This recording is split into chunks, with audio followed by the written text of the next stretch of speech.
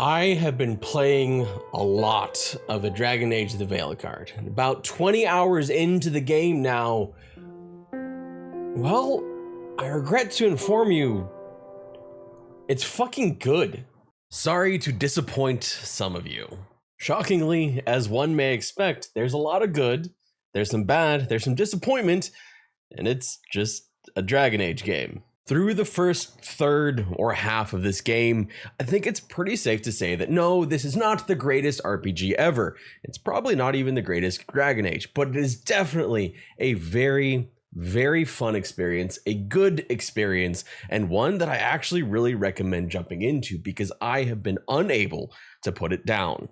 This is not a complete review of Dragon Age the Veilguard, but 20 hours into the game, some trends and themes have been making themselves apparent, and I want to talk about it. And while I won't have any verbal spoilers in this, please be warned that B-roll may give things away that I don't intend. At least things from the first couple hours of the game, as I have excluded later B-roll to hide some big scenes and reveals because I want you to see them for yourself.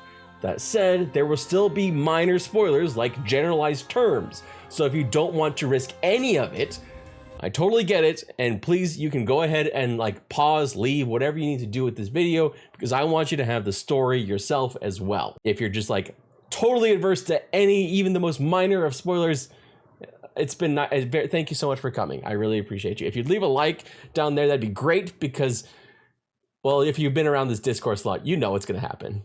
But we're going to talk about the combat, we're going to talk about the story and dialogue, and we're going to talk about whether or not Dragon Age the Veilguard has actually completely abandoned all dark fantasy. First, we need to talk about the combat, which was honestly the most surprising part of the game for me. Coming off feeling a bit lackluster or even outright hostile to the combat in Dragon Age 2 and Dragon Age Inquisition, I was perhaps more primed than most Dragon Age fans for a change. I did not expect them to go back to the real-time with pause of Dragon Age Origins, so I think I really was the person that was going to be the most receptive to this. Especially as I watched some videos, read a little bit more about the combat would work in Veilguard, I became cautiously optimistic, even making a video about my optimism on this channel, 2 of them actually. What I didn't expect was just how much I would fucking love the combat. I've been playing a warrior working toward Reaper specialization, wielding a big old two-handed weapon. The combat in Veilguard is not strictly action RPG. It's not God of War or Elden Ring, but it's not strictly tactical either. It's a juicy blend of tactics and action, especially at the underdog difficulty which I've been playing. If I wanted to put some kind of percentages on it, I would say it's 60 to 70% action combat, with the rest being filled in by tactical. And I guess it depends on what difficulty level too, because I can only speak for the underdog difficulty, the second highest difficulty tier behind Nightmare. But I really use the hell out of that pause, I especially on boss fights, especially on one that I just did very recently. Heal.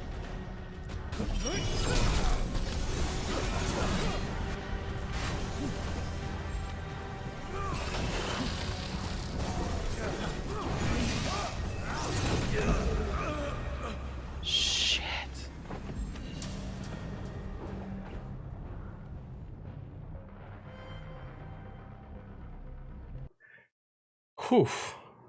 Often as I'm going through combat, I'm running and dodging, waiting for Harding's heal to recharge, because my god do I need it. When I had to do an entire mission with a different party comp because I had to pick up a companion, I realized that I was kind of screwed, because now I had 2 openers but no closers, taking out a big part of how the game works. The tactical part of this game may be underreported on due to the flash of the action moments. It is not perfect, and I think the cooldowns could do with being lowered a little bit to make it more frequent, and maybe move the tactical part of it more to a 40 to 50% instead of the 30 to 40. But all that said, I am frequently pausing, I'm frequently lining things up, I'm trying to do all the different things within the game, and it really feels satisfying. Even something as simple as splitting off your attacks so that they attack a ranged creature versus what you're attacking feel really impactful, although it does feel like they kind of like to forget that they're attacking that, or they just take forever to kill it. But holy shit, the animations I want whoever did the animations for the warrior to do animations in like every game for big hulking two-handed weapons, because there is such a satisfying crunch when you use those weapons. It just feels good. It doesn't feel like slow and hulking like a lot of two-handed weapons do. It feels right. Like, it is definitely slower, it's definitely more hulking, but not like I'm running through molasses. It actually feels good. Funnily enough, for me, the two-handed weapons in this game actually feel better than the two-handed weapons, the big, like heavy two-handed weapons in Elden Ring, which just felt way too slow. And really, like, being able to yeet things off cliffs with my giant kick that I have to build up rage for, which takes time to build up, and you can miss the kick, it really feels satisfying, especially when you can, like, maybe, just maybe, like, launch one in between the cracks of a bridge. That really works really cool. Or throwing them against walls and having them take extra damage because they hit the wall, or throwing them against each other because you kicked one into another one. There's also really cool things where, like, I have one ability from one companion where they kind of gather up all of the enemies into one spot, and then I go in there and devastate them with my two-handed hammer. And if I really want to get fun with it, I can do that whole, like, that vortex that sucks them all in. I can also add a slow time, which slows down everyone, and then, except for myself, and then I can go in there and really just wreak havoc.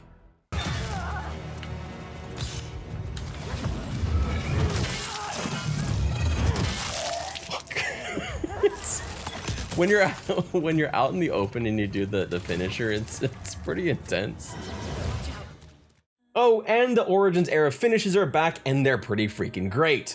And you can actually make them even more impactful through the skill web, which has the same kind of fulfillment I got out of Final Fantasy X. I was a little worried because it is a smaller web that I wouldn't get the same kind of feelings, but I totally do, and it's been great. Although I find myself looking at it a lot, trying to figure out which way to go on which one and which passive to pick up to best suit my build that I'm building as I go.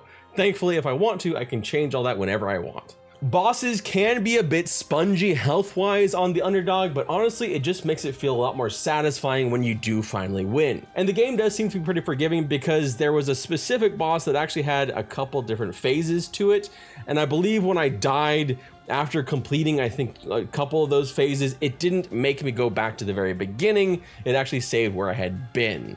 So if you're looking for that Elden Ring-esque type challenge, that won't be there because you can do that, but it's still plenty challenging to me, and I loved it.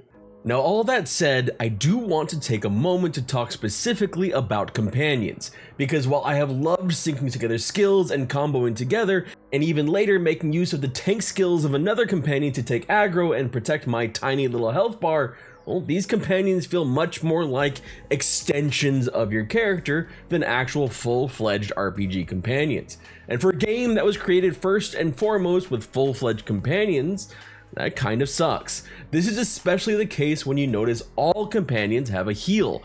I still feel like I'm building them out with a fair amount of customization, but I do hope going forward, BioWare considers reintegrating some more companion control.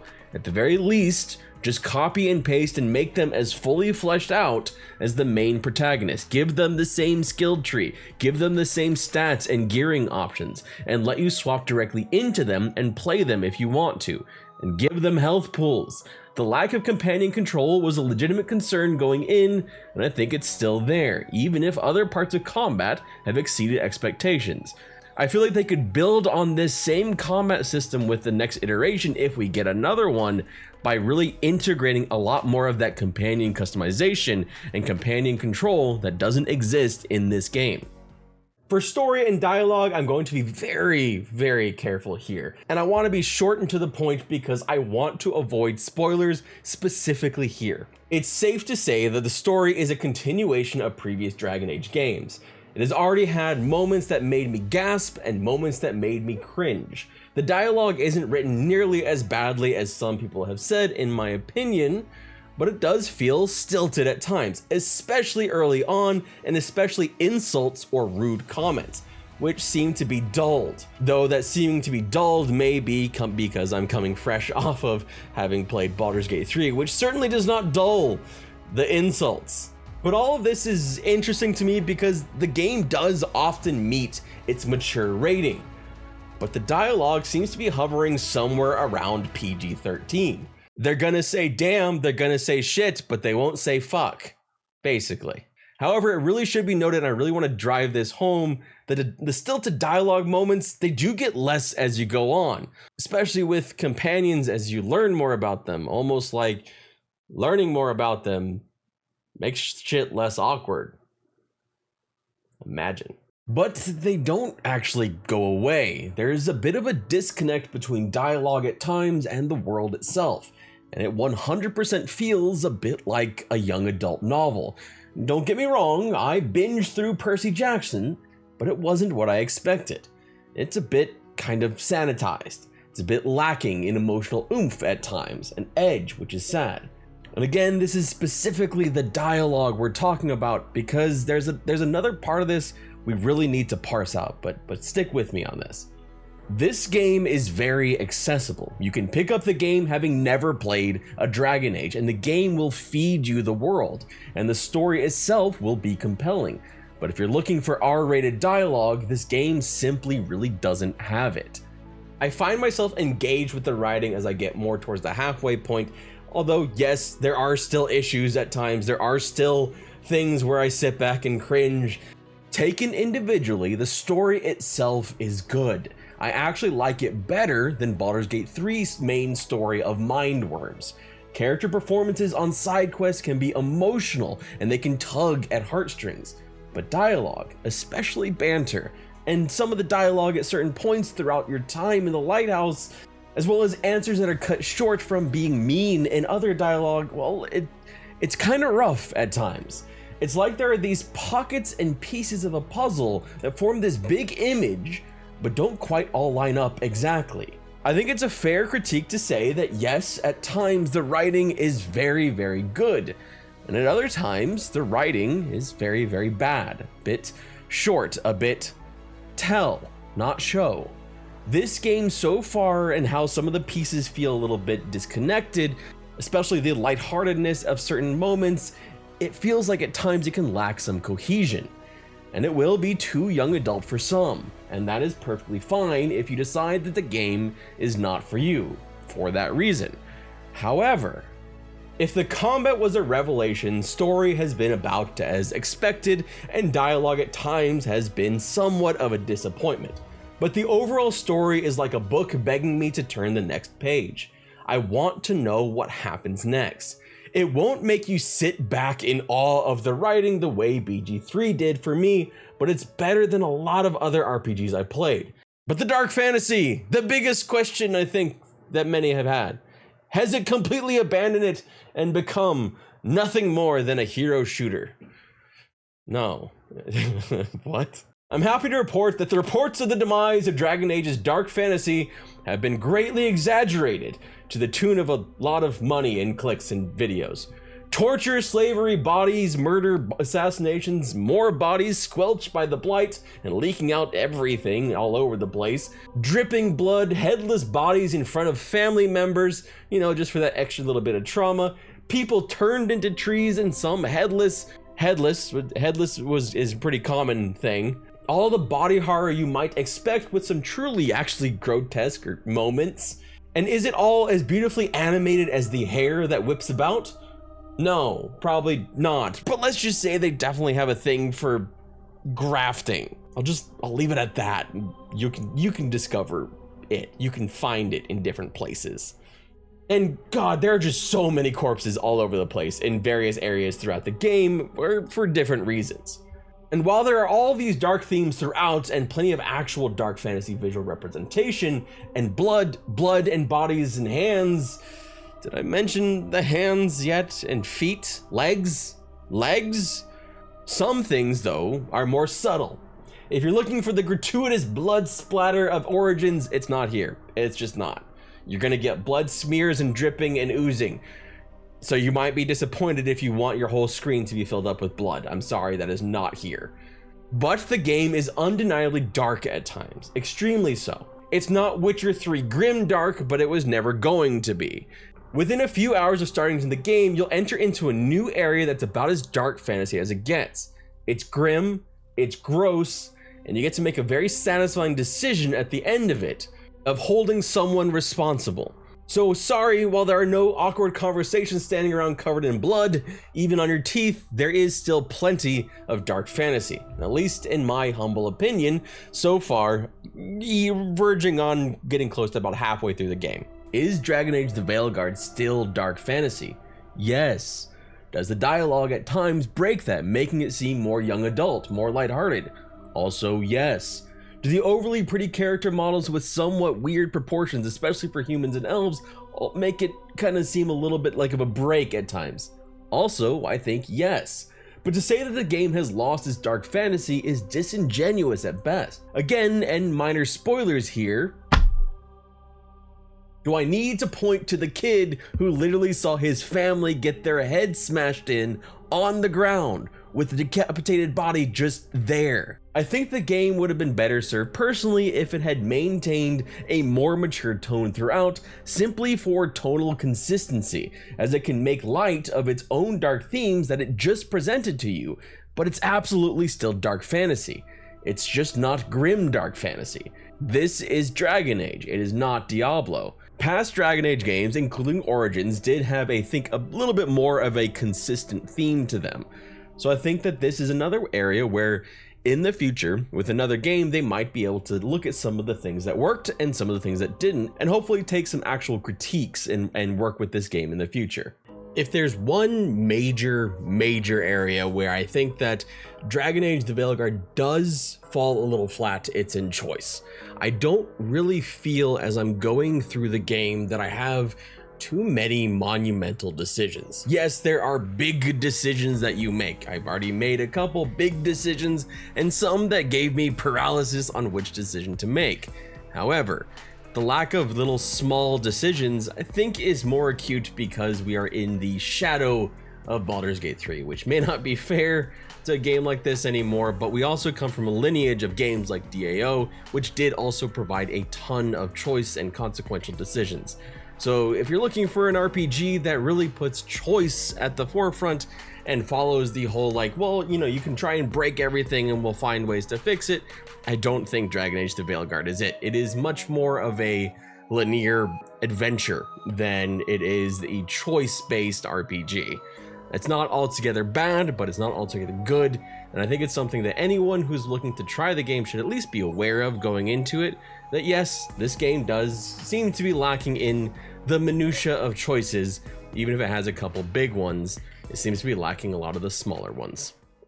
On the other hand, though, we need to talk about how this game is one of the most beautiful, if not the most beautiful, Dragon Age games we've seen. Especially the environments, which multiple times I have just paused to look at because they're done so well. The level design is fantastic. It really, they flow so well together. The animations are great, the sound effects are fantastic.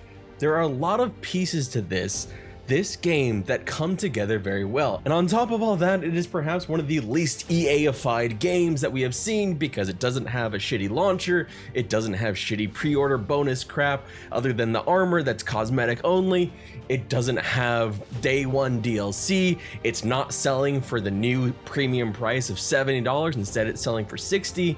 There's a lot of things here. It doesn't have DRM. There's a lot of things here that should be praised, in my opinion. Dragon Age the Veilguard is Dragon Age. It's good, it's rough, it's dark, it's lighthearted, it's emotional, and it's clunky. So far, it's all the things I'd expect of a Dragon Age. It is not perfect, but so far I think it fits neatly on par for me with Dragon Age 2, which for me is actually above Dragon Age Inquisition, but below Dragon Age Origins. Yes, I am one of those weird people who liked DA2 better than DAI. I look forward to the rest of the game and seeing where this story goes, and so far, it's hard to put down. Now go forth and dive into the Veilguard yourself, and I look forward to hearing about your rooks, your builds, and your reactions. I'll circle back and I'll do a full review once I've actually finished the game. But just remember that my review doesn't actually mean all that much shit. Neither do the reviews from people that want you to hate this game or the people that want you to love it. The review that matters is going to be your own review. That will always, always be the most important thing. I am loving the game. Doesn't mean you will. But it does mean that someone does, I guess. Shit, this was supposed to be a short video. What the fuck have I done? I'm gonna go play some more.